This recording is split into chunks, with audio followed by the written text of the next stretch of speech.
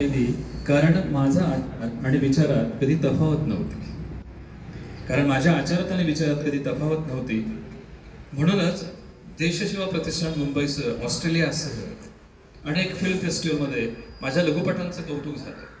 सकाळमध्ये graffiti, Pune आकाशवाणीवर स्नेहबंधक, कामगार विश्व या विविध कार्यक्रमांमध्ये स्वलिखित कवितांचं वाचन या ठिकाणी मी केलं. असले पुण्यातली एकपात्री कलाकार परिषदेची सदस्य जरी मी, जरा विसावते कवितेपाशी.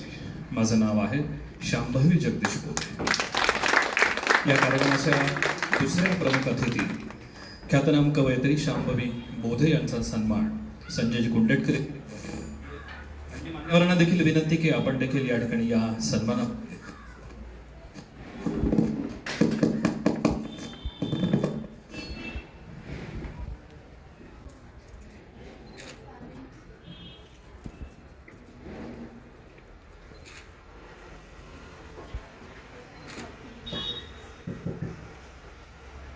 साहित्य सहवास मंडळाच्या या कार्यक्रमाच्या निमित्तानं उपस्थित असलेले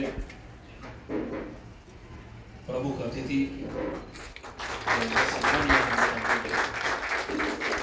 या कार्यक्रमाचे प्रमुख अतिथी ख्यातनाम लेखिका शांभवी बोधे यांचा सन्मान, मान्यवरांचे आभार.